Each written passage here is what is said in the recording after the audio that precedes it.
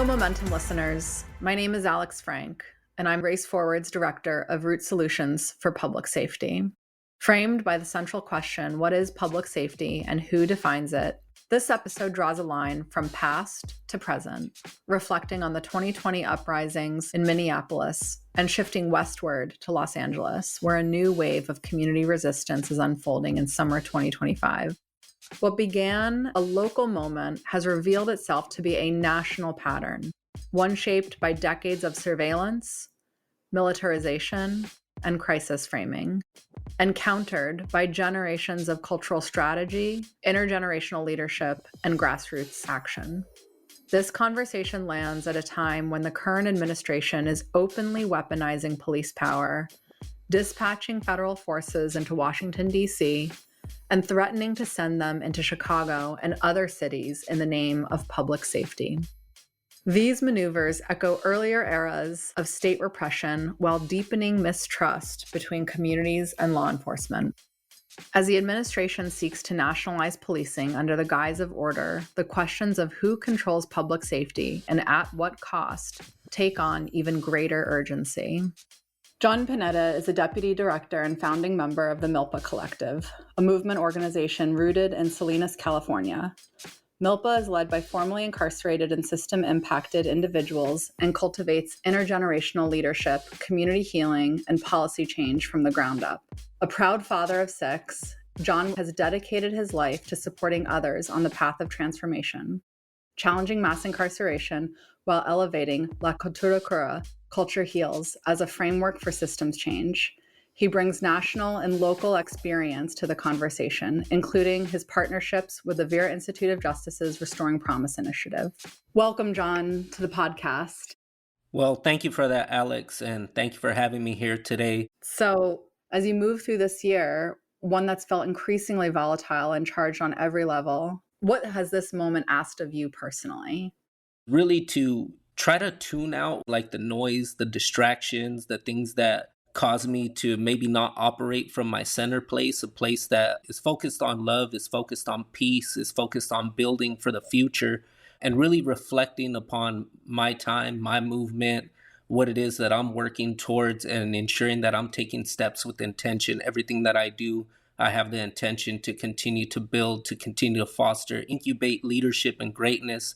And within MILPA, first and foremost, our mission is to improve the health of the next 7 generations. And our approach is one that we've symbolically taken and adopted this concept of Las Tres Hermanas, the 3 sisters, which is a farming method to uplift our cultural organizing approach of culture, consciousness, and movement building. And this includes everything from our messaging, communications, our narrative building that will help amplify our role as stewards of the land while also ensuring that we evolve as a future-ready organization. We focus on facilitating cultural rites of passages for youth, community members, and those returning from incarceration, cultivating a critical analysis of politics, media, organizing, and the environment, providing cultural healing, technical assistance to our allies and partners, and providing cultural organizing frameworks for community engagement and empowerment. That's some of the things that we do. And it's hard to encapsulate an entirety of our work because it's so multifaceted. And basically my engagement with MILPA up until this point has been one of just overall necessity. I think that's how MILPA came to be, how we evolved. There was really nothing kind of for us or anything that we felt spoke to us, or that we could actually involve ourselves in that would create the type of long-lasting, sustainable change that we would like to see for our community. Thanks so much, John. I know from firsthand, MILPA does so much, and just want to take a moment to just appreciate you and your staff, your whole team for all you do in this movement. So, we've been tracing how this current moment didn't just erupt in LA, but is part of a longer arc, one that includes immigration crackdowns on the East Coast, increased surveillance, and predictive policing dressed up as public safety. From your perspective, how do you understand this pattern of state control, and what does it reveal about who public safety is really meant to serve? Thank you for posing that question, Alex. And before I go any further with responses to any of these questions, I just want to preface it all by providing a little bit of a disclaimer that these are questions and these are concepts and conversations that have so many different layers, so many different vantage points and realities associated to them and with them that we can't cover it all. We can't get to all of it. And there may be pieces of it that I just don't see based off proximity, right? So anything that's said right here is coming from a place of really just trying to understand and also share experience and what I've been privy to be exposed to. So yeah, hopefully everything's taken in a good way. But yeah, when I think about like control, I just think about, our foundations as a society in which, when you're out of control, there is something that can control you. There is somebody that can control you. A lot of parents even thought for the longest time that it was good to send their kids to school because the kid would learn from school, but they were being conditioned, they were being controlled. That whole, what did they used to do? They used to blow the whistle on the blacktop and make everybody freeze, right?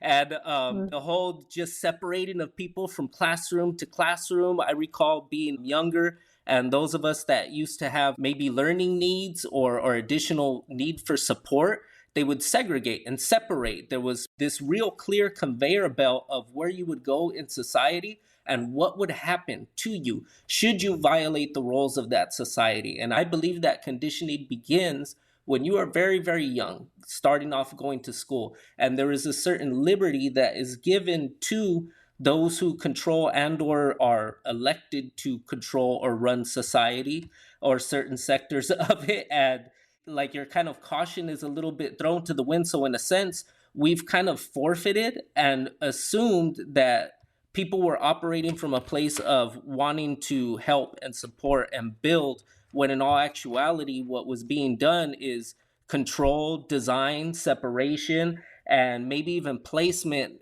for folks to maybe not reach their full potential and not be able to come into contact or proximity with the resources that they need to actually be healthy and thriving and what people call positive, productive members of society. So when I think about control, that's one of the first things that comes to mind, but also state control and just having the ability to, if anything goes wrong, there's a threat, a perceived threat, you dial those numbers and here comes something that is going to control that situation.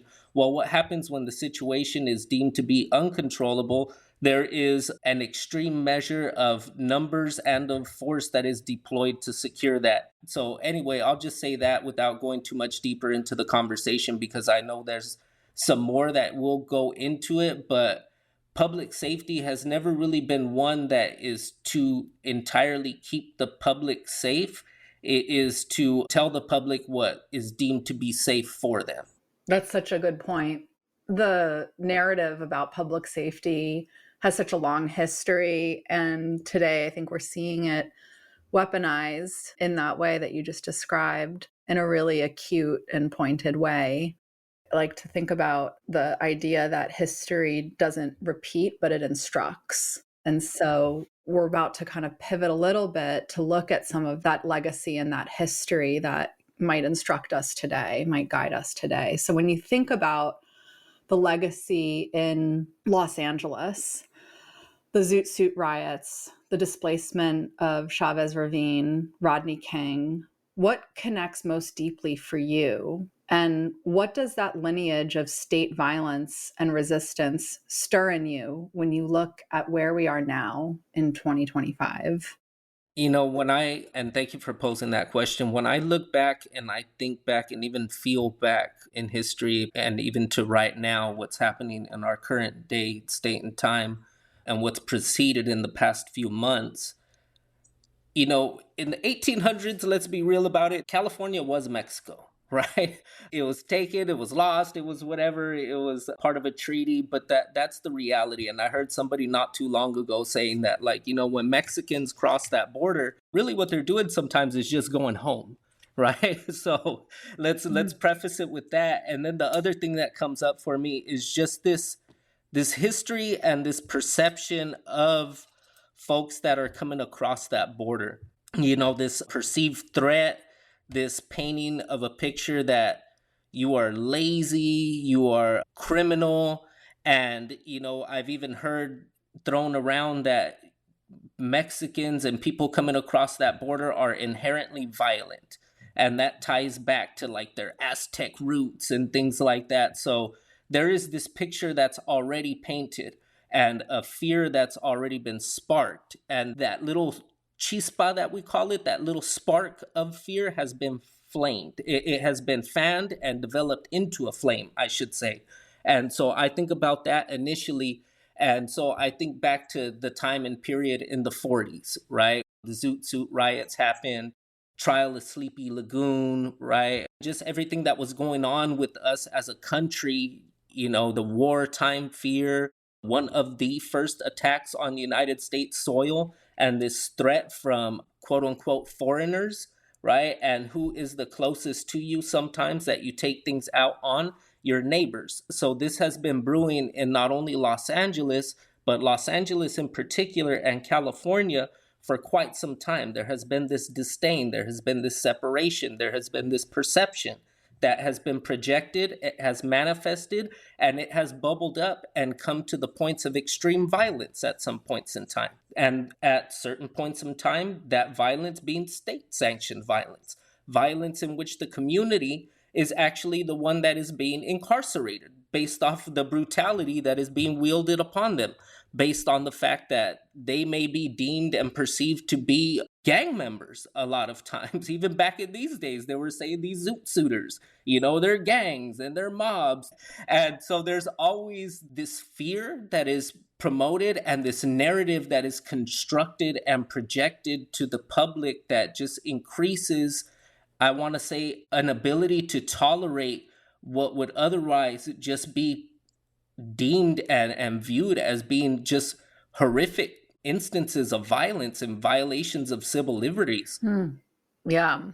Those pieces of history that you were just speaking to, there's so much history that we could cover. And like your disclaimer pointed out, there's so many layers and pieces to this. We won't be able to get to all of them. But generally, when we look at these events and see these headlines, different generations, different issues, for people who see them as different, how would you help them understand what the through line is? What's the deeper pattern that ties these moments together?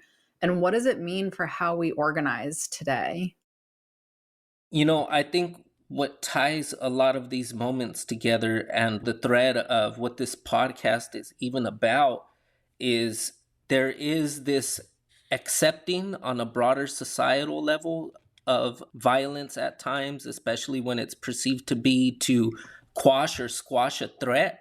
And maybe law enforcement needs to get involved, the military, whatever it may be. But at the same time, there is a history of the people, quote unquote, resisting, right? Resisting threats of violence, resisting the sight of harm being done to their community members, to their neighbors, to their families. And I think it's like this persistence to do what is right, a commitment to stand up for what's right and challenge what isn't right, and to challenge what is unfair, to stand up and to support one another as a village, as a community, even if that means having to stand in front of looming violence, having to stand in front of the threat of being incarcerated, and having to maybe take time out of your day to handle business for somebody else in a good way, to help them get some food, to help their children be able to make it to school, to feed themselves, right? To just basically go on and continue to live a life that is now being threatened. So I think that is the thread of love, the thread of this commitment to, if all else fails, we got each other. I really love that. Sometimes we look at history and the focus is so squarely centered on the brutal parts of history, the painful parts of history. And so I just appreciate you lifting up the power of love and active rebellion as one of the through lines as well. This summer in LA, we're seeing a very familiar pattern: militarized responses, mass arrests, deep community grief. We've seen this pattern many times before. What does it look like for you to witness that from the ground? And what has been most urgent to hold or protect in the midst of it? You know, I had to take a breath and just think very briefly, because I think it's just like flashes that come out now because, even thinking back to the days of when Rodney King took place, that wasn't the first time that a black man had been brutalized at the hands of law enforcement, right? But it was one of the first times that it was actually publicized. It was broadcast. People saw it. They felt it. It was real inside of their homes, inside of their face. And there was a hope that maybe something would be done and there would be something different. I think about that flash. I think about seeing George Floyd. I think about just seeing all the instances where people have lost their lives and or been harmed and traumatized in communities, and young people and elders had to witness all of that. And I think about now what's taking place and this whole deeming of an entire populace of their violent. And again, going back to what I said initially, it's still that thread that, they are inherently violent, right? These people are inherently violent, and it's been the story that's been told about numerous different peoples, right? And so when you see people that are standing up after having seen people being snatched away from their families, people being snatched out of their workplaces, people being hunted, that's all they're seeing, and that's all they're experiencing, that reality, that fear, and that standing up of like, hey, we're not going to let you come in here and just take our people. What is going on? Right? I actually know this person. They're a good person. I see them every day, right? And or this just isn't right because it is racially charged, right? So there is that whole feeling of restlessness, I want to say, of not being able to fully secure a life and a foundation for yourself and or others that might look like you, or you feel have a same struggle, or you just have a heart for humanity, right? I think about this like concept of digression, in which you see something, you experience something, and it confuses you, and then you find yourself asking questions. You may not get the answers that you want to those questions. You may not get the support that you need. You move into this place of anger. Now you're calling things out. You may want to chuck something at something. You may want to smash something. You may want to yell. You may just be looking for an outlet. And next thing you know, you're operating from a place of hatred. And that hatred has boiled into rage. And that rage is now a blazing inferno. And that's what you see in front of you, that is based off of all the harms, that is based off of all the trauma, that is based off of all the lies. Because a lot of people living in this current society, in this nation, I myself like to believe that this is a country that was made for all. The American dream, we can all come here and pull ourselves up by our bootstraps. And you're being told that you don't have no boots, you don't belong right here. So you need your roots to actually hold you down, and those roots being the community and being the family and the legacy that you have. Just the way you answered that question, it really brought forth, and I share this with you, but in our work together, you turned me towards W.E.B. Du Bois' 4 questions as a compass for this work. And your answer just reminded me of those questions. What does integrity do in the face of oppression? What does honesty do in the face of lies? What does decency do in the face of insult? And how does virtue meet brute force? And, I'm just sitting with what you surfaced for us just now, and those questions, which were, really instructive for me. And I just, thank you so much for bringing those to my attention, and just want to see if there's anything there that you want to lift up as we look at these patterns. A lot of our people, I want to say, because I try not to separate now at 42 years old, right? I try to think of all as our people, everybody living in this country, this nation, this world, right? And I just think about the looming fear, right? And even just living as a person, you might tell yourself sometimes like, oh, this is too good to be true. Life is going good. Something's going to happen, right? A sense of heightened awareness that might be our primal brain, right? That just knows that there is threats out there. And living in the world, it is real. There is threats out in the world. But living in a place and needing something to maybe stand behind as an individual, as a people, you want to stand up for your country. You want to stand up for what is right. You want to stand up for the values. and who threatens and what threatens those values. It's like this critical analysis of who is against us, right? As opposed to being who is with us. And oftentimes it's like, who's against us? The ones that don't look like us. They don't act like us. They don't sound like us. They don't walk like us. They don't talk like us. So they have to be entirely different. And you know what? That's scary. There is this fear that is oftentimes manipulated, stoked, and pointed towards different people. There is even a sick joke I heard back in the day, somewhere along the line, that was like, you know what? Us folks of color or people that come from what folks have said are like marginalized communities, you will have your time in the spotlight. And it's kind of like, tag, you're it. You're the one that's going to be the focal point of all the hatred, of all the fear, of all the problems of this nation, right? So again, that is one thing that I want to lift up, is that don't let fear guide you. I think back to the movie Apocalypto, there's a point in time in the movie, there's a scene in which the main focal tribe, right, they see these other people who have been captured, and the young man was like, oh my God, he's looking at him like, whoa. And you could tell he got scared, and his elder told him, like, don't let that fear basically control you, and don't bring it back into the village, because it's a sickness. It's an illness. It will infect everybody. And that fear can cause you to do things that you normally and or otherwise wouldn't do and or justify anybody else doing, such as wielding militarized forces against people that are just trying to go about their day-to-day lives and maybe figure out how to be one of y'all. Wow. Thank you for that. That's a really good kind of pivot to our next question I have for you, which is about MILPA's healing work. So MILPA is rooted in healing, right? Not just reaction. Reaction is, as you were just speaking to, is often fueled by fear. In a time when so much organizing is fueled by fear, trauma, urgency, how do we resist replicating some of the patterns, some of the violence that we're fighting against, and instead build spaces where people can heal, breathe, dream, feel whole?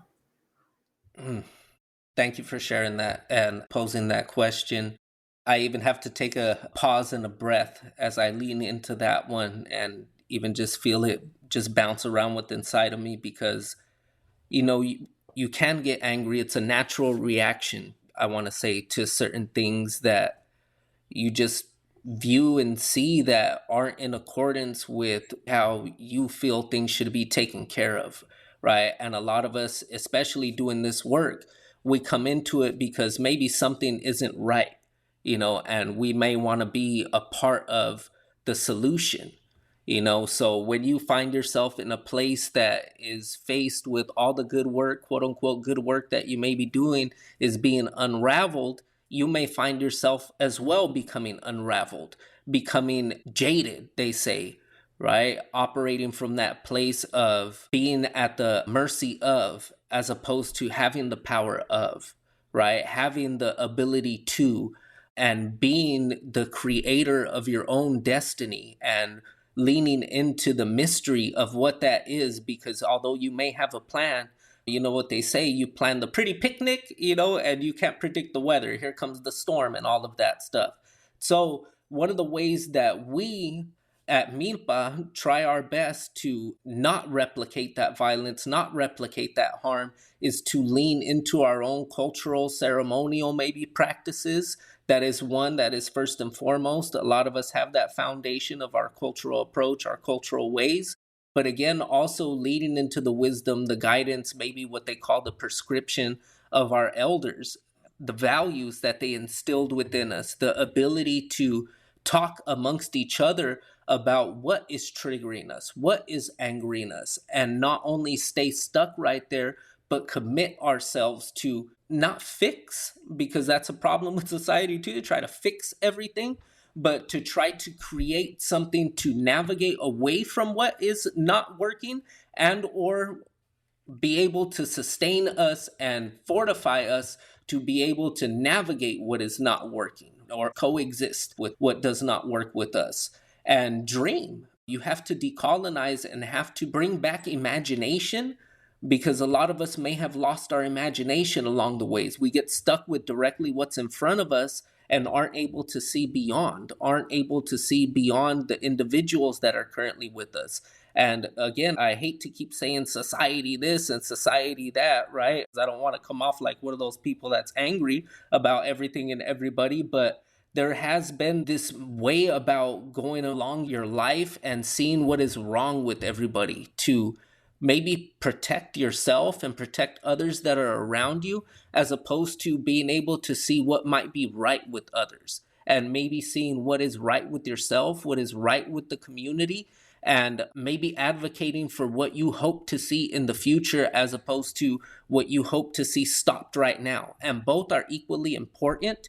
But again, we have to create a situation where folks feel comfortable enough and take the time, commit, and even surrender to your own healing, right? That's one thing that I had to learn, is that I had to surrender to the process and allow myself to let go of some of the trauma that I hold on to. And also another part of it is really going back to nature as well too.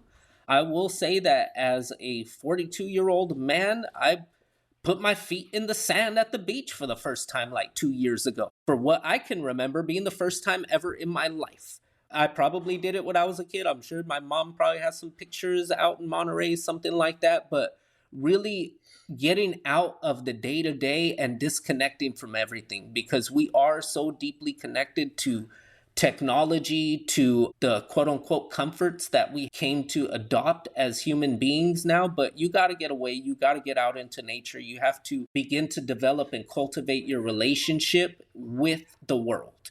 And I don't mean just others within it. I mean the actual earth itself, the ground, the air, the water. There's so much that surfaces for me too when I heard you speak to that. One was the experience we had in Charleston, South Carolina, after visiting the former site of enslavement, when we walked down to the river and the dolphins appeared, right?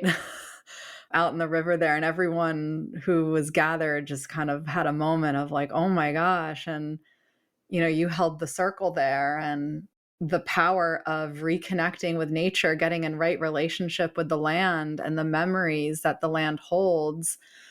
History is everywhere. It doesn't require going to a specific, museum or place. When we talk about like holding spaces, it's, we can connect with the land in the way that you just described, because the land holds memory everywhere we go. And that memory just surfaced for me, and how you really kind of brought it home in that moment of like dolphins jumping out of the water and everyone's having a moment. That moment is carried with me from there, and the way that you held that space on a piece of land that we found ourselves at.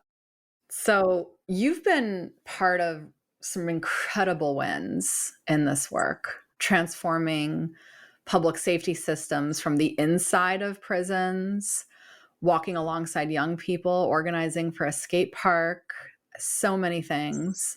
What have those victories taught you about what's possible when impacted people lead? And how do they shape your vision of safety moving forward? Thank you for saying the thing about the wins, right? It's always so comfortable sometimes to like huge wins and things like that, right? But we do have to acknowledge, right, those that have been a part of it, those from the community that have had a hand in all of those things, and being able to revel, I want to say, in some joy for actually having achieved some things. So thank you for that. And I also think back on my own journey, right, being quote unquote impacted, right, and wanting to work with the community, be a servant to the community, and all that entails. It's a journey in itself, and you learn a lot of things. So the whole concept of being a constant student of life is real. I think one of my biggest learning lessons that helped me go about maybe operating a little bit differently in order to achieve the change that I wanted to see, and or get close enough to where our people can advocate for that change. I think back to this Governing for Racial Equity training that took place a while ago. Some time ago, I think it was back in like 2016, 2014, something like that, at the height of 4 officer-involved shootings in the city of Salinas. We had actually shared space, community-based organizations, what they were calling stakeholders, and people who worked for the local city governance. May have been some people that worked for the county or the state, right? But one thing that I learned was that not a lot of these people really got what it was like to grow up in that quote unquote other side of the tracks, right? Where you're not supposed to go. If you lived from this certain neighborhood, your parents might not have wanted you over there because there was crime. There was all these negative narratives that were painted. A lot of those people didn't know what it really looked like to see people at the lowest levels of society, or what are considered the lowest levels of society, and struggling to survive. So that was an eye opener for me, because I never really knew that people didn't know that a lot of these things existed, that a lot of this was their reality. So I think about that. And I also think that having people that have experience is one thing, that have been impacted by the system or systems is another thing to drive the work. I have seen when people are not really committed to their own health and well being and to their own healing journey, because as we want the community to grow and to develop, we also have to heal as a community and as individuals from social historical traumas, social historical harms. And a lot of the things that we have talked about, or that are going to be talked about throughout this podcast, yeah, and if not, we are going to, again, like you had asked me in the question before, continue to replicate that harm and that violence towards one another. So folks need to really be able to commit to their own growth, to their own addressing of issues. And some people may even need to go to therapy, right? And it's not to say that our folks are all messed up and that they can't operate or nothing like that, but when you have been incarcerated, when you have lived a certain type of background, maybe you might have seen, done, experienced, heard, whatever, things that human beings might not have been meant to experience or go through. So they can impact you on different levels. Again, like I said, I engage a lot in my cultural ceremonial practices. Every day to me is a ceremony. I have little things that I have to do every single day, and that sustains me, that helps me. I have my own people to talk to. I have a partner, a beautiful wife, that can help me download and digest a lot of what I've experienced, a lot of what's going on. And folks need to do that instead of just holding it in, bottling it up, and thinking that you can either smoke it, drink it, work it out, whatever, get it all out of you some other way. Yeah, you need to find some healthy modality of addressing and tending to that, because I like to think that, again, back to the reference of we are all part of this earth. So if you think about yourself as a plant, you need to fortify those roots. You need to water yourself. You need to not just pluck off your yellowing leaves and expect new and bright green ones to grow, because there may be something down there in that soil or in that root that is actually infecting the plant, and or you, I should say. That's really powerful, John. I think, one of the things that your words made me reflect on is the relationship between healing and how we think about public safety, both what it is and who defines it. And there's something really reparative about what you just got at too, being able to reconnect with culture, identity, people. Sometimes we talk about public safety as the absence of violence or the absence of crime. That's how I think dominant narratives often define it. But I think what you're getting at is also the presence of something else, the healing that requires. So when we think about like what public safety is and who defines it, can you speak a little bit to the relationship between that and what you just said, particularly the healing engaged component?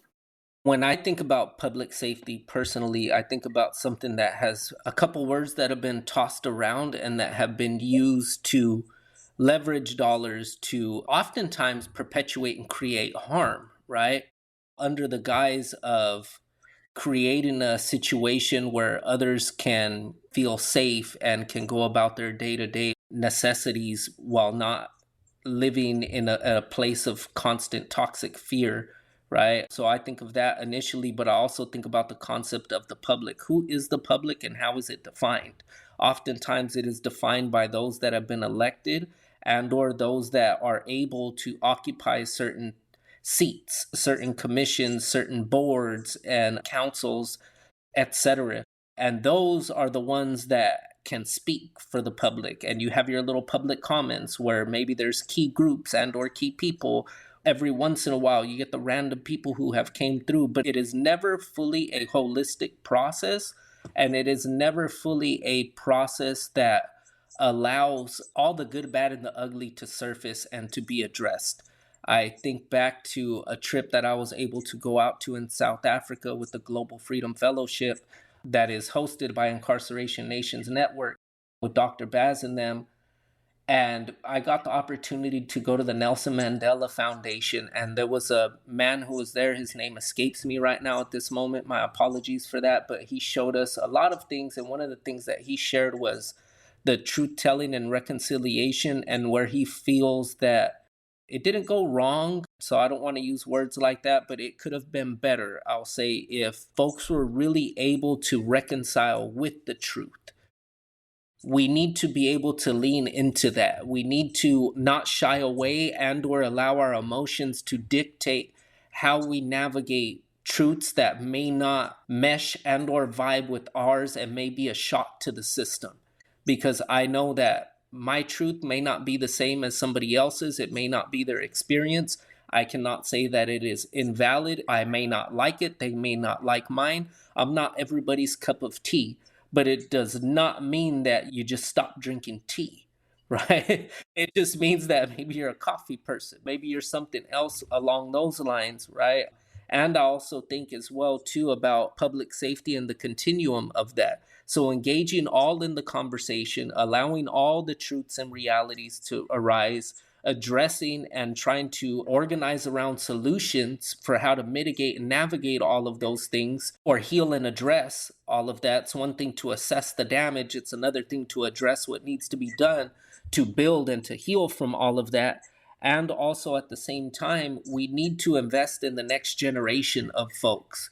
I saw something a long time ago that said, if you don't like who's leading your country or you don't like who's making the decisions, don't simply elect somebody else.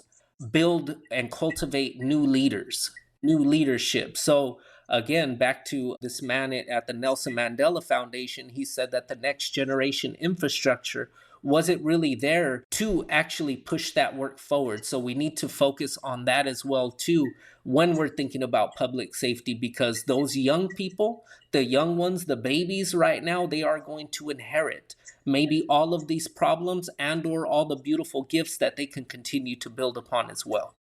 Wow. Thank you so much, John. So I want to go back to where we started in this conversation, that a lot of what we are seeing in LA actually emerged in the East Coast in New York. And I want to take a moment for you to speak to that. I also want to hear your thoughts on how what we're seeing in LA is now being replicated nationally. We're seeing the use of the National Guard in DC. We're seeing a lot of talks in the media about federalizing the National Guard on an even larger scale. And there are other elements of these pieces that are also being tested in one place and replicated nationally. Can you speak to that a little bit and share, what your analysis of these things and these patterns are?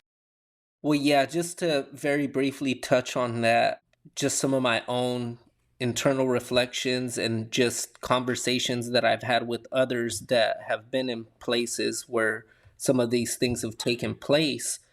One of the things that we have to, as a nation and just as people, begin to be able to develop is like pattern recognition, to see things that may have taken place historically, but also are taking place contemporarily, right? What we're currently seeing, what we saw back in the East Coast, I want to say about a year ago, when there was folks that were Venezuelan, Dominican, Haitian, Jamaican being rounded up and deported. And it kind of happened in a flash. There was little to no resistance. Obviously, there was some, right? But then you begin to see, well, let's try this out over here. And you see it, and then you see the resistance, right? And you see the pivoting, you see the strategy behind it all, right? So there is a pattern of testing. Everything you could think about products, right? Like you have to go through a testing phase before you distribute that product to the public. So I look at these things, and what have been bubbling up in conversations is just the recognition of the fact that there's probably data being taken from all of this, right? There's probably an analysis and a strategy that is being developed, right? So again, you see the whole calling in of the National Guard. And then now you see it in other places, such as Washington. They're talking about doing it in Chicago for maybe different reasons that they're using right here. But yeah, it's all like data, evaluation, prepping, planning, forecasting, right? So while all that's being done on a community level, right, we have to be able to do our own data, eval, prepping, planning, strategizing, forecasting, and being able to navigate all that is going to be wielded upon the community. And I'm not saying that you take a adversarial freaking wartime stance, right? But you have to be able to do some type of triage, right? To begin to be able to incubate, insulate the harm so that way it doesn't spread. And it's also potentially even stopped at some point. Thank you so much, John. That point too you made about being able to recognize patterns, it just struck me. So I just appreciate everything you shared. Thank you so much. Yeah, thank you all. Thank you for listening to Momentum, a Race Forward podcast. We want to send a big thank you to John Pineda and the MILPA Collective for making this episode possible. To listen to all episodes of Momentum, a Race Forward podcast, visit raceforward.org or subscribe on Apple Podcasts and Spotify. Until next time, let's keep the momentum going.